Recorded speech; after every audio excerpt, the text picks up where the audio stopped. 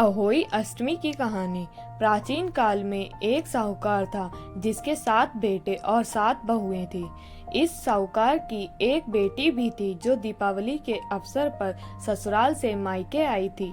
दीपावली पर घर को लीपने के लिए 7 बहुएं मिट्टी लाने जंगल में गई तो ननद भी उनके साथ जंगल की ओर चल पड़ी। साहूकार की बेटी जहाँ से मिट्टी ले रही थी उसी स्थान पर स्याहू अपने 7 बेटों के साथ रहती थी। खोदते हुए गलती से साहूकार की बेटी ने खुरपी से स्याहू का एक बच्चा मार दिया। स्याहू इस पर क्रोधित होकर बोली, मैं तुम्हारी कोख बांधूंगी।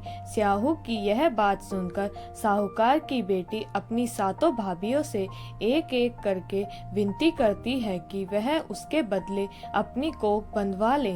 सबसे छोटी भाभी ननद के बदले अपनी कोख बंधवाने के लिए तैयार हो जाती है।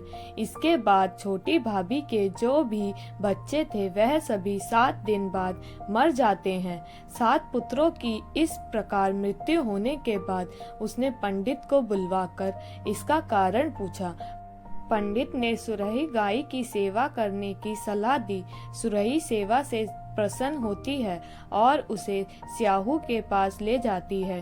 रास्ते में थक जाने पर दोनों आराम करने लगते हैं। अचानक साहूकार की छोटी बहू की नज़र एक और जाती है।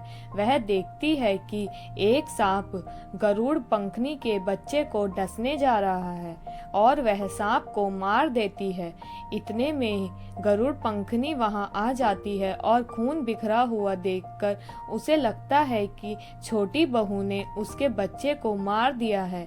इस पर वह छोटी बहू को चोंच मारना शुरू कर देती है। छोटी बहू इस पर कहती है कि उसने तो उसके बच्चे की जान बचाई है। गरुड़ पंखनी इस पर खुश होती है और सुराही सहित उसे स्याहू के पास पहुंचा देती है। स्याहू छोटी बहू की सेवा से प्रसन्न होकर उसे 7 पुत्र और 7 बहुएं होने का आशीर्वाद देती है।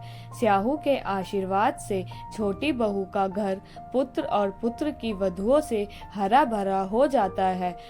अहोई अष्टमी का अर्थ एक प्रकार से यह भी होता है अनहोनी को होनी बनाना, जैसे साहूकार की छोटी बहू ने कर दिखाया था। अगर आपको यह कहानी अच्छी लगी है और आपको ऐसी और भी कहानियाँ सुननी है तो please like, share and subscribe the channel. Thank you.